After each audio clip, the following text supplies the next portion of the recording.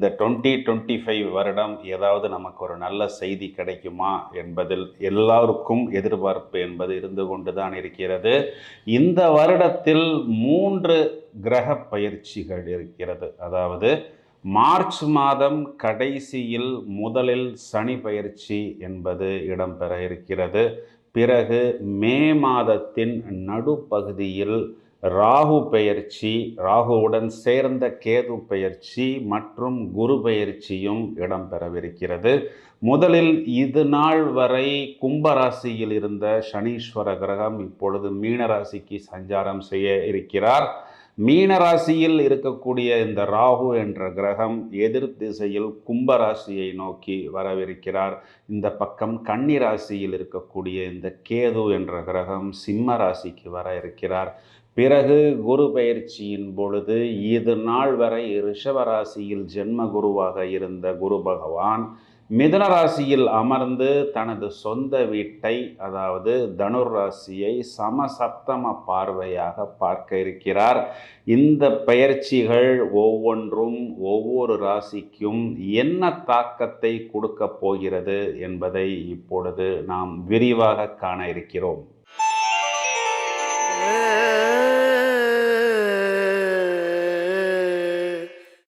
கடக லக்னம் கடக ராசிக்கு இந்த 2025ஆம் வருடம் என்ன சொல்கிறது?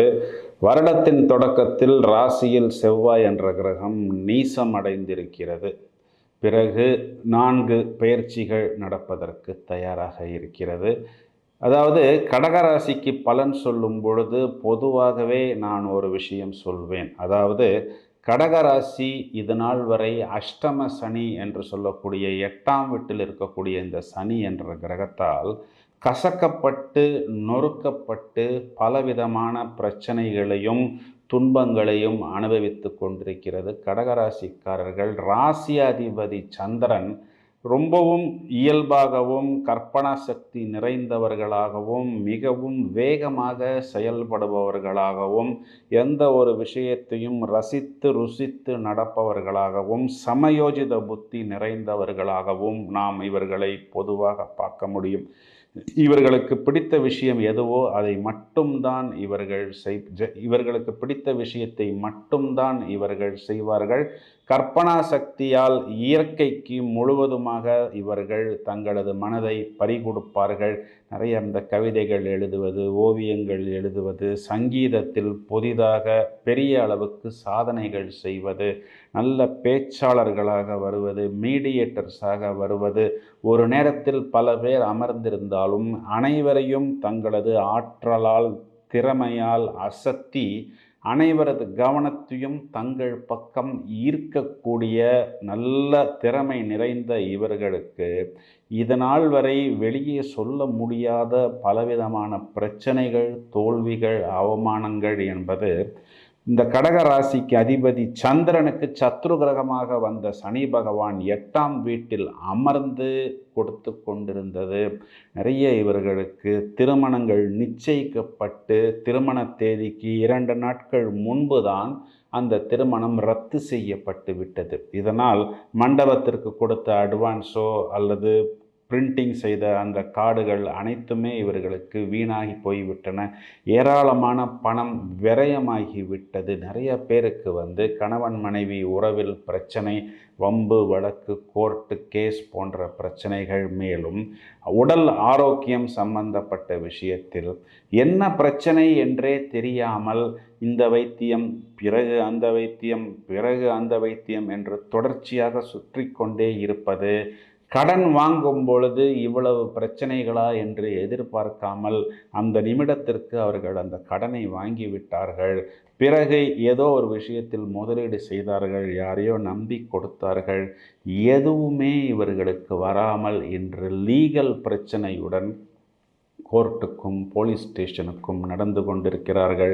இவர்கள் செய்து கொடுத்த விஷயங்களோ அல்லது இவர்கள் எடுத்து கொடுத்த பொருட்களோ அங்கீகரிக்கப்படாமல் இவர்களுக்கு தொடர்ச்சியாக பலவிதமான பிரச்சனைகளுக்குள் சிக்கி தவிழ்ந்து ஒரு விதத்தில் முழுவதுமாக இந்த பூச நட்சத்திரமாக இருக்கட்டும், ஆயில்ய நட்சத்திரத்தமாக இருக்கட்டும், என்னென்ன பிரச்சனைகள் ஒரு விதத்தில் பூச நட்சத்திரமாக இருக்கட்டும் அல்லது ஆயில்ய நட்சத்திரமாக இருக்கட்டும், என்னென்ன பிரச்சனைகள் வம்பு வழக்கு என்று சொல்கிறார்களோ அவை அனைத்தையுமே கடகராசிக்காரர்கள் இப்பொழுது பூரணமாக அனுபவித்து கொண்டிருக்கிறார்கள்.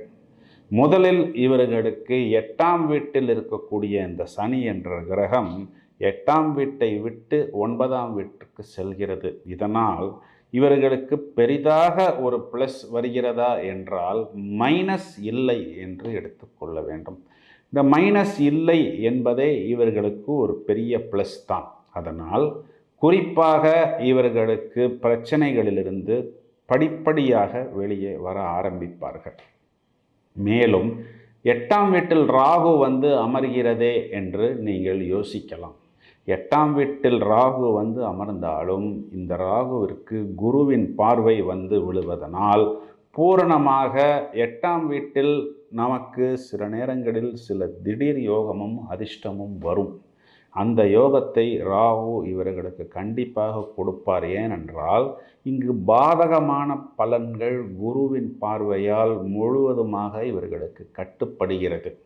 12ஆம் வீட்டில் இருக்க குரு மேலோட்டமாக பார்க்கும் பொழுது நமக்கு ஒரு விதத்தில் அவயோகமாக தெரிந்தாலும் குருவிற்கு இருக்கும் இடத்தை விட பார்வை பலம்தான் பிரமாதமாக கொடுக்கப்பட்டுள்ளது. எனவே 8ஆம் வீட்டை குரு பார்ப்பதனால் இவர்களுக்கு இந்த அஷ்டம ராகுவின் வீரியம் அனுகூலமாகத்தான் அமையும்.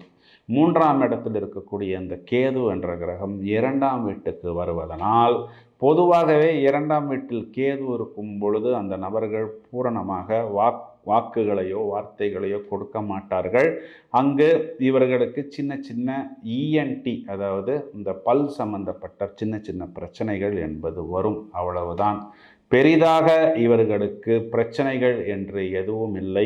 இந்த சனி இவர்களுக்கு இப்பொழுது பாக்கிய சனியாக வருகிறது. குறிப்பாக சனி பகவான் முதலில் குருவின் சாரம், பிறகு சுயசாரம், அதற்கும் பிறகு இவர்களுக்கு புதனின் சாரத்தில் வரும் பொழுது இவர்களுக்கு நிறைய வாய்ப்புகள் என்பது இந்த வருடத்தின் 2ஆம் பகுதியில், அதாவது மே மாதத்திற்கு பிறகு ஏற்படும். மே மாதம் ஜூன் மாதம் வரை இவர்களது குழந்தைகள் சம்பந்தப்பட்ட விஷயத்தில் ஏதோ ஒரு தெளிவு இல்லாத ஒரு சூழ்நிலை போல் காண்பிக்கும். இதன் காரணம் பஞ்சமாதிபதி செவ்வாய் நீசம் என்பதனால்.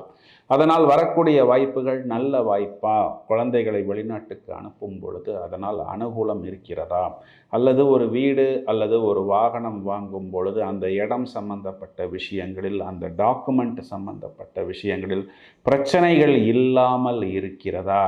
ஏனென்றால் இது நாள் வரை நாம் பலவிதமான பிரச்சனைகளை சந்தித்து விட்டோம். இனி அவற்றை சமாளிப்பதற்குண்டான பலம் நம்மிடம் இல்லை. அதனால் பிரச்சனைகளிலிருந்து எவ்வாறு நாம் ஒதுங்குவது என்று தெளிவாக அந்த ஆவணங்களை இவர்கள் பரிசீலித்து பார்க்க வேண்டும். 12ஆம் வீட்டில் குரு இருப்பதனால் இவர்கள் பணத்தை கொண்டு போய் எந்த ஒரு இடத்திலும் பாதுகாப்பில்லாமல் முழுவதுமாக முடக்கம் செய்ய வேண்டாம். அதாவது இந்த அன்செக்யூர்டு லோன் வாங்குவதாக இருந்தாலும் கொடுப்பதாக இருந்தாலும், இன்றைக்கி தான் ஃபோன்லலாம் அப்படி ஒரு பட்டனை டச் பண்ணினாலே நம்ம அக்கௌண்ட்டில் 1 லட்சம் ரூபாய் வந்து விழுகிறதே. பணம் மட்டும் வந்து விழுவதில்லை, இதனால் ஏகப்பட்ட சிக்கல்கள் நமக்கு வருகிறது. ஏதோ ஒரு பாஸ்வேர்டு வருகிறது என்று சொல்கிறார்கள். அந்த பாஸ்வேர்டை கொடுக்கும் பொழுது இருக்கக்கூடிய அனைத்து பணமும் மொத்தமாக காணாமல் போய் விடுகிறது.